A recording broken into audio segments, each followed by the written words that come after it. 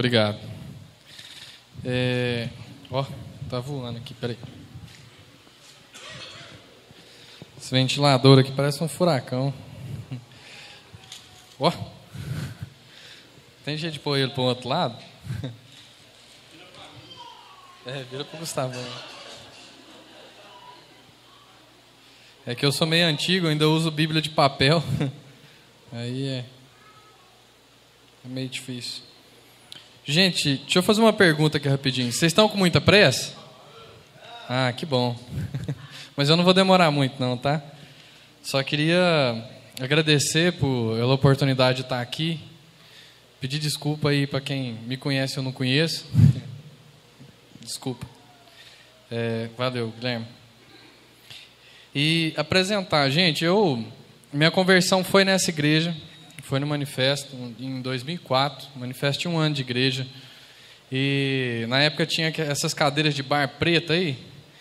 Então, essas cadeiras aí elas têm um significado na minha vida. Quando eu cheguei, era todo mundo muito novo. No culto que eu fui, tinha 6 pessoas da minha conversão. E eu lembro que era todo mundo de preto. Por isso que as cadeiras têm significado, porque as cadeiras também eram pretas. E até as paredes eram tudo preto lá. Era todo mundo metaleiro na época. Todo o meu crescimento, meu desenvolvimento foi nessa igreja. Então eu tenho um prazer enorme de estar aqui e poder participar de momentos igual esses aqui, né? Da ordenação, da Natália, do Tiago, da apresentação do Theo, sabe? De ver que o manifesto ele não mudou muita coisa assim, não. Na hora de apresentar os pequenos grupos aqui, eu estava vendo que aumentou, mas todo mundo falando do mesmo jeito ainda. O Holmes fazendo as piadas, é bom ver isso. E eu tenho uma história aqui com essa igreja, né? E para mim assim é um prazer muito grande. Eu espero que Deus me use mesmo para poder comunicar daquilo que é a verdade dele com vocês.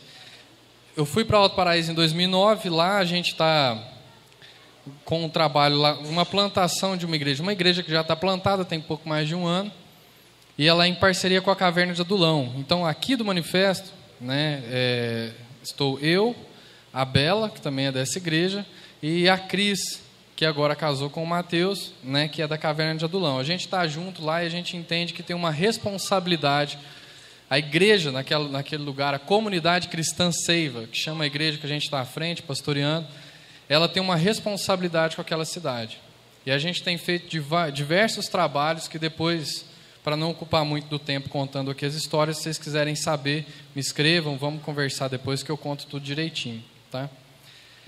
Pensando a respeito de o que falar e orando a Deus, eu resolvi compartilhar daquilo que eu já vinha ruminando, já pensando e meditando com Deus. E eu percebi que não era só eu, né? Na quinta-feira, o Gustavão, lá na casa da minha mãe, ele levou uma reflexão para o pequeno grupo que foi muito legal e teve uma repercussão muito boa de conversas depois com a minha tia, e foi muito bom isso.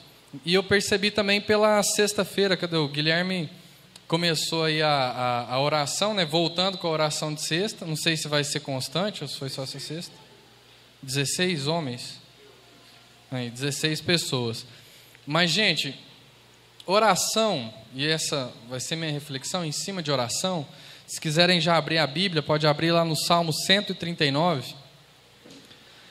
Ela é sempre algo muito difícil para a gente, né? Acaba assim, é um costume, um hábito que geralmente a gente não tem. É uma disciplina que é muito difícil da gente exercer na nossa vida. Tanto a oração quanto uma boa leitura bíblica, né? E eu queria começar fazendo a leitura de um texto que é um pouco grande, e eu quero pedir a paciência de vocês. Salmo 139, quem puder me acompanhar, por favor.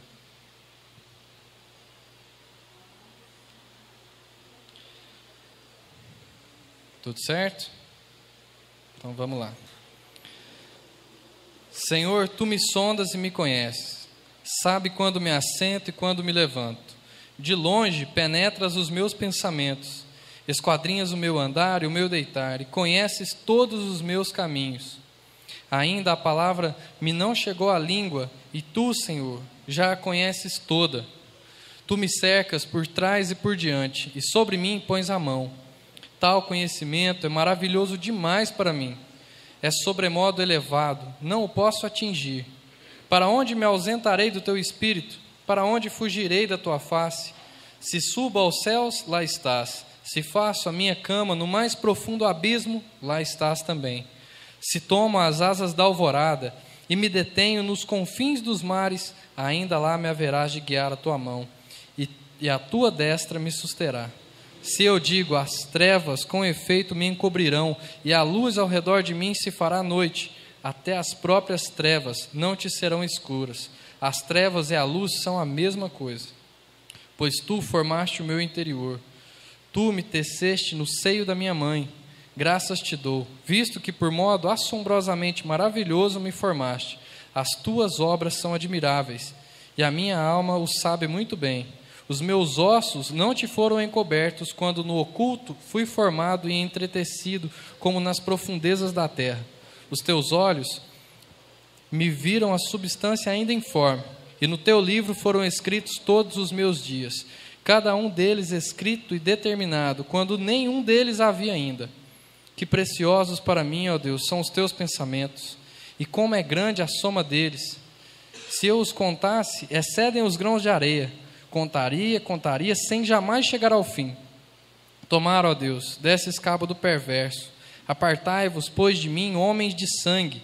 Eles se rebelam insidiosamente contra ti, e como teus inimigos, falam malícia. Não aborreço eu, Senhor, os que te aborrecem? E não abomino os que contra ti se levantam? Aborreço-os com ódio consumado. Para mim são inimigos de fato. Sonda-me, ó Deus, e conhece o meu coração. Prova-me e conhece os meus pensamentos. Vê se há em mim algum caminho mau e guia-me pelo caminho eterno. Vamos fazer uma oração rapidinho, mais uma vez. Senhor, nosso Deus e Pai, muito obrigado, Pai, pela oportunidade que a gente tem de estar na sua presença e como família, como igreja, buscar uma direção do Senhor, buscar orientação pela sua palavra, Pai, uma palavra que realmente venha transformar o nosso entendimento, a nossa vida, a prática da nossa vida e nos fazer cada vez mais parecidos com o Senhor. Em nome de Jesus, Senhor, que a sua palavra seja comunicada com clareza e que ela encontre lugar mesmo no nosso coração para transformar as nossas vidas, em nome de Jesus. Amém. Então, gente, eu vou entrar um pouco nesse texto para no final a gente fazer uma pequena reflexão. Espero não demorar, agora são 8h09 e vocês costumam acabar até 8h30 por aí? Até lá a gente consegue terminar. Davi, que foi a pessoa que escreveu esse salmo, segundo o que eu pesquisei aqui, desse salmo, ele estava numa situação onde ele não tinha com quem se justificar. Ele não tinha com quem compartilhar aquilo que eram os sentimentos dele. Por causa disso, ele vai e fala com Deus. E o que nós vamos fazer agora é aproveitar essa oração de Davi e pegar ela como exemplo. Eu coloquei como título uma oração madura. Eu queria que a nossa reflexão tivesse em cima disso. A gente tem consciência de que oração é uma conversa com Deus. Isso é claro para nós, certo? Mas muitas vezes a nossa oração, ela não evolui, ela não desenvolve. Ela fica sempre muito parecido com uma reza, que foi até uma constância de repetição e palavras sem serem refletidas e sem significado. Isso foi o que o Gustavão compartilhou na quinta-feira. Lá em casa, na casa da minha mãe, eu achei muito interessante. Quando ele começa esse texto dos Salmos, ele diz, sonda-me, ó Deus. Essa sonda, eu queria que eu vou explicar o que sonda é essa que inspirou o salmista a falar, e era como se fosse uma corda com um peso na ponta, e era utilizado para poder medir a profundidade dos rios. Então você pegava essa corda e chegava até um rio, colocava, o peso descia, e ele encostava lá embaixo, então você media a profundidade do rio. Quando ele diz sonda-me, ele está pensando nesse instrumento que aprofunda na nossa vida e revela aquilo que tem lá dentro. Esse texto, ele tem uma importância teológica muito forte, porque ele fala de 3 atributos de Deus, que é a onisciência, a onipresença e a onipotência. Esses são, se procurar na Bíblia, você não vai achar essas palavras na Bíblia, porque esses nomes foram dados depois. Mas o salmista vai trabalhar esses 3 conceitos, e nós vamos começar trabalhando com eles. Do versículo 1 até o 6, e eu vou ler de novo, se vocês quiserem acompanhar, o versículo 1 ao 6 e os versículos 17 e 18 vão falar sobre essa onisciência de Deus. E diz assim: Senhor, tu me sondas e me conheces, sabe quando me assento e quando me levanto, de longe penetras os meus pensamentos, esquadrinhas o meu andar e o meu deitar e conhece todos os meus caminhos. Ainda a palavra não me chegou à língua e tu, Senhor, já a conheces toda. Tu me cercas por trás e por diante e sobre mim pões a tua mão. Tal conhecimento é maravilhoso demais para mim, é sobremodo elevado, não o posso atingir. E os versículos 17 e 18 dizem: que precioso para mim, ó Deus, são os teus pensamentos, e como é grande a soma deles. E ao 18: se os contasse, excedem os grãos de areia. Contaria sem jamais chegar ao fim. O que ter consciência disso, ter consciência da onisciência de Deus, muda na vida da gente? Davi estava numa situação onde ele não tinha com quem desabafar, com quem falar, com quem se justificar. Então, provavelmente ele estaria nessa situação. Não é um fato porque o texto não diz. São especulações que são tiradas do próprio texto. Mas então, Davi, quando ele vai falar com Deus nessa situação de angústia, ele começa pela onisciência de Deus. Ele começa lembrando a si mesmo que Deus sabe todas as coisas. Ele tem ciência, tem conhecimento de todas as coisas. Saber que Deus tem ciência de todas as coisas é para nós algo que tranquiliza a nossa alma. Quando a gente pensa que Deus, Ele sabe todas as coisas, a gente entende isso, nós podemos ter certeza que Ele tem ciência, conhecimento de todos os nossos problemas, das nossas alegrias e de todos os nossos sentimentos. É como se nós fôssemos um rio e Ele descesse com a sonda dele e nos conhecesse dos pés à cabeça. Não existe um sentimento nosso, não existe um pensamento nosso o qual Deus não conheça. Isso é para nós, não para trazer medo. Isso não vem para nós simplesmente para trazer um medo. Sim, um temor de Deus, que é poderoso. Aliás, esse prefixo oni, né, ele tem o entendimento de dizer que só Deus tem poder para fazer essas coisas, né? Então, quando nós reconhecemos a onisciência de Deus, nós precisamos lembrar também que Deus está conosco, é um Deus que participa da nossa vida, e não que fez a criação e abandonou. Nenhum de nós é fruto de acaso, ou vive simplesmente tendo que nas nossas orações, contar para Deus tudo que nós temos passado. A gente conta para Deus a nossa vida, não que Ele não saiba, assim como o Gustavão falou da apresentação do Theo aqui. Não é que Deus não conheça o Theo, Ele conhece. Quem não conhece Deus ainda é o Theo. E isso é responsabilidade da família, isso é uma responsabilidade da igreja.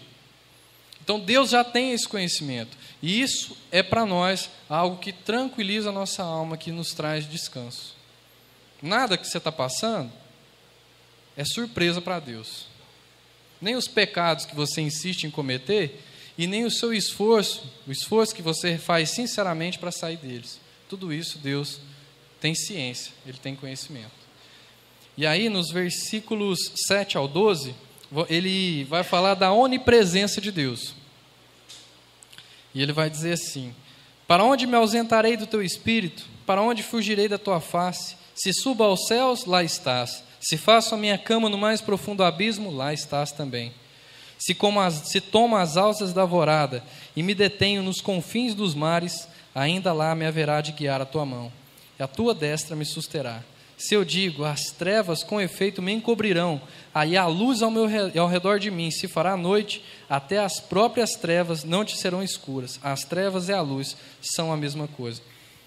A onipresença de Deus, o reconhecimento dela, que diferença que isso faz para nós?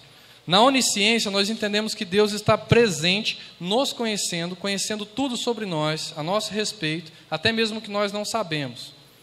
Na onipresença, nós precisamos entender que qualquer lugar da nossa vida que a gente esteja, Deus está ali também. Isso também traz para nós uma segurança e um descanso para a nossa alma, mas ao mesmo tempo traz para nós também uma responsabilidade. Responsabilidade de integridade. Então, se isso traz para nós um temor de Deus, é para que nós tenhamos integridade. Ou seja, qualquer lugar que você está sozinho, de madrugada, em frente à televisão, com TV a cabo, ou de frente a seu computador com internet, fique esperto, porque Deus está ali também. Tá? E você tem uma responsabilidade. A mesma cara que você apresenta no domingo na igreja, a mesma pessoa que você apresenta no domingo na igreja, você tem que apresentar em todos os momentos da sua vida. E para quem é casado, sabe que isso muitas vezes é difícil. Tem hora que às vezes você está brigando lá com a esposa com o marido, e às vezes, ou numa situação com os filhos, que aí aparece aquele vizinho lá e bate na porta. Aí você fala assim, não, tinha uma hora melhor não para aparecer, tem que ir lá. Sabe, em momento algum a Bíblia chama a gente a não falhar, mas ela pede uma sinceridade diante dos fatos, diante daquilo que acontece na nossa vida. Então nós precisamos. Um tempo atrás desse eu estava numa briga feia com a Bela lá, e aí o menino bate na porta lá de casa e eu falo, não, dou uma enxugada assim, que eu choro. Aí eu dou uma enxugada assim, chego lá e falo, ó, volta depois, porque estou tendo uma conversa séria aqui com a Bela. Estou impedindo ela de me largar.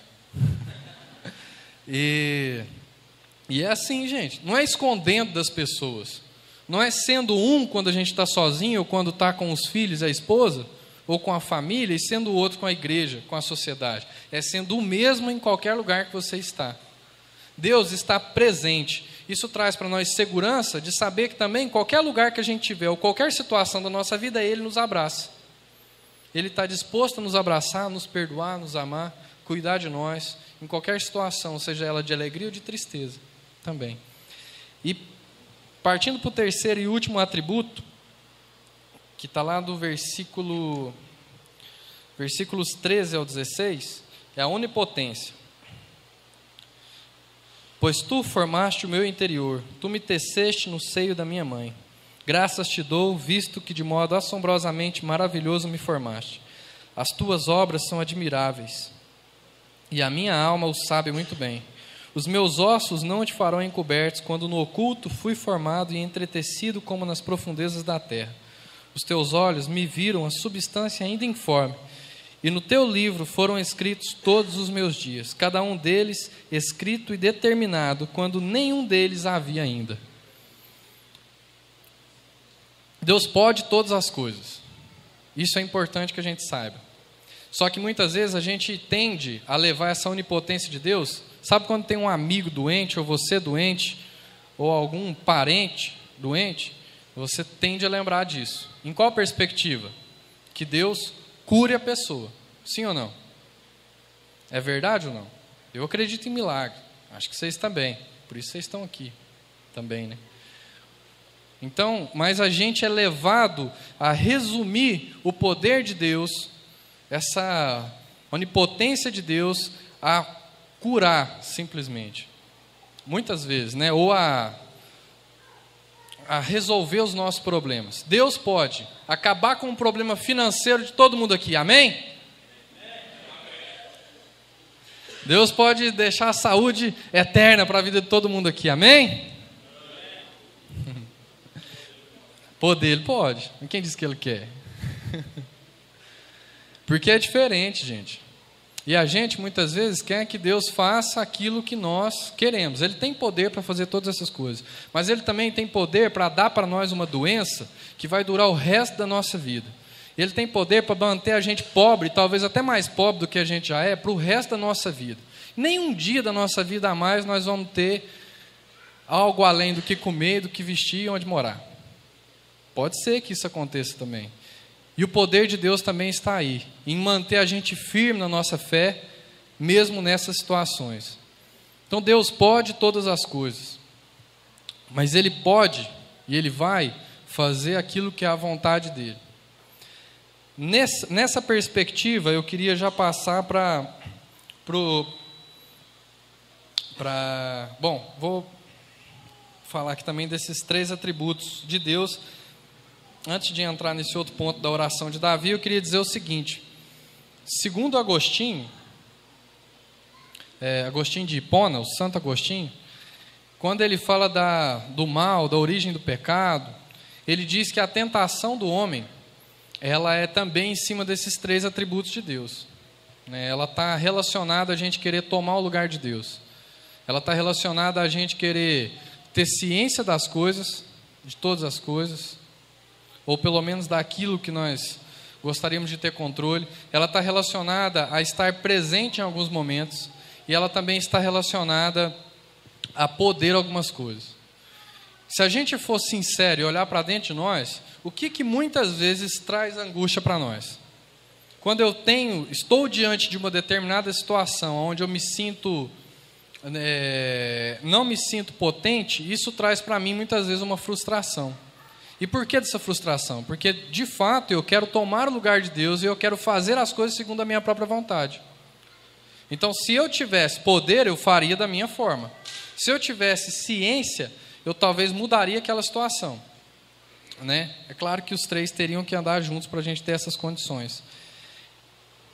E Davi não foi diferente quando ele faz essa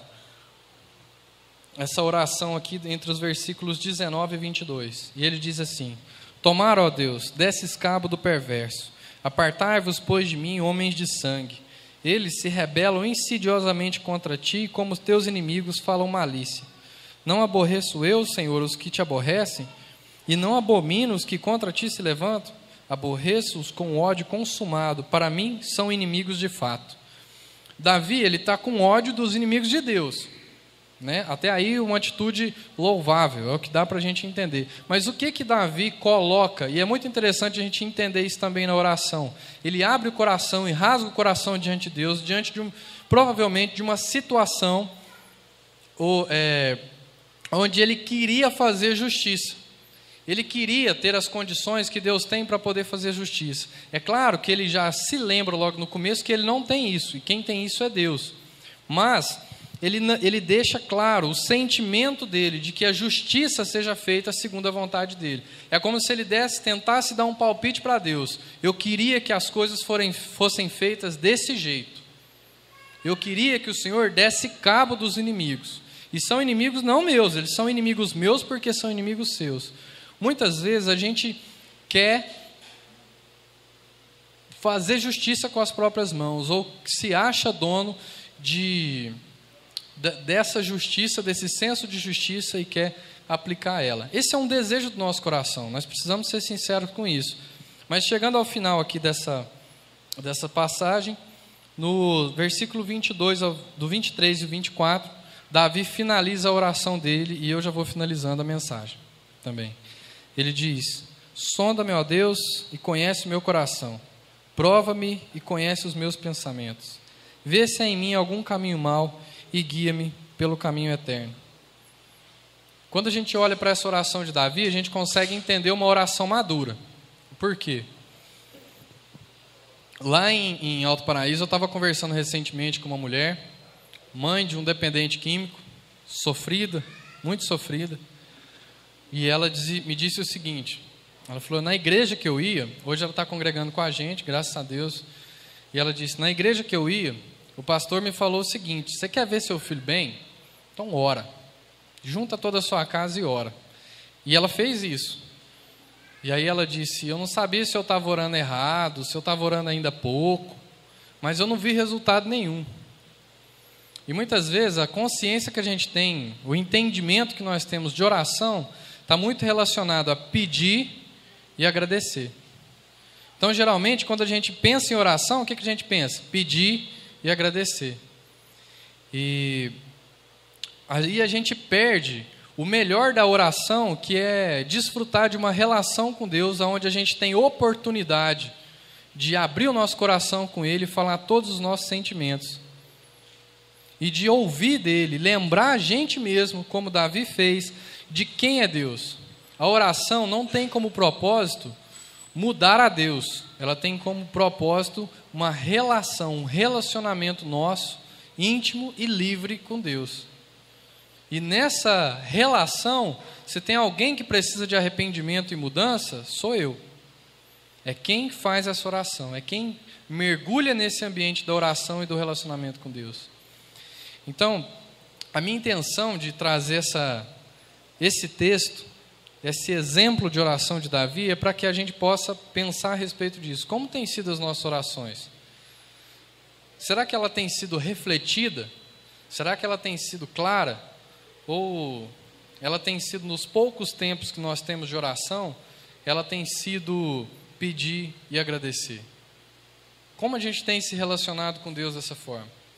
Muitas vezes, gente, a gente não encontra o resultado da oração justamente por isso. Eu oro e eu posso orar muito, mas o meu pedido não é realizado e a minha alma não encontra descanso. Por qual motivo? Porque eu ainda não sei me relacionar com Deus da forma, vamos dizer assim, madura. Não é errada. Não seria questão de certo ou errado, mas seria questão de maturidade. Seria uma questão de olhar para Deus mais além do que aquele que pode me dar ou saciar o desejo do meu coração ou resolver o meu problema. Então ela é muito maior que essa. Quando Davi começa a oração, ele começa falando dos atributos de Deus. Não sei se a situação de Davi foi resolvida, mas eu sei que ele se lembrou e chegou ao ponto de tomar uma atitude e finalizar a oração dele com palavras muito bonitas de arrependimento e de uma postura diante de Deus, onde ele entendeu que quem precisava ser transformado era ele. Espero que para nós também seja da mesma forma. Então, quero finalizar de novo com essa oração aqui do Davi, de 23 ao 24, e fazer uma oração também para a gente poder finalizar essa mensagem. Sonda-me, ó Deus, e conhece o meu coração. Prova-me e conhece os meus pensamentos. Vê se há em mim algum caminho mau e guia-me pelo caminho eterno. Vamos colocar de pé rapidinho? Que a gente tenha disposição de nos colocar diante de Deus agora, influenciados, talvez incentivados aí pela oração de Davi, e que Deus nos mostre o quanto a gente precisa dele, mas não de que ele atenda a nossa necessidade, a necessidade que a gente enxerga em nós, mas do relacionamento que nós precisamos ter com ele cada vez mais intenso, e que isso sirva para transformar a nossa vida. Senhor nosso Deus, Pai do nosso Senhor Jesus Cristo, muito obrigado, Senhor, porque essa palavra é sua, e por ser sua eu sei que ela produz resultado. É como a chuva que vem, molha a terra e faz com que ela consiga produzir o fruto no tempo certo. Senhor, eu suplico, ó Pai, que o Senhor realmente nos ajude nesse processo da nossa vida de amadurecimento, onde a gente precisa de fato conhecer o Senhor, e a gente sabe o quanto isso tem feito falta na nossa vida. Talvez a sequidão da nossa vida e a tristeza da nossa alma esteja relacionado à má relação que a gente está tendo com o Senhor, ó Pai. E agradeço porque o Senhor deixou conosco o Seu Espírito Santo, que nos conduz em todo esse processo do relacionamento, nos lembrando, ó Pai, que nós somos filhos do Senhor, filhos amados do Senhor.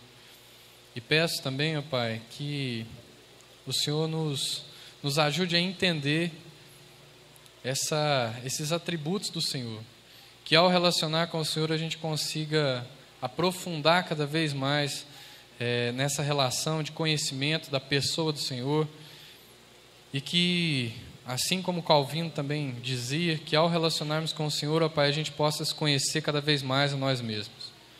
Nos ajude, ó Pai, nos abençoe, em nome de Cristo Jesus, e nos desperte em nós a necessidade, o reconhecimento da necessidade que temos do Senhor e dessa relação.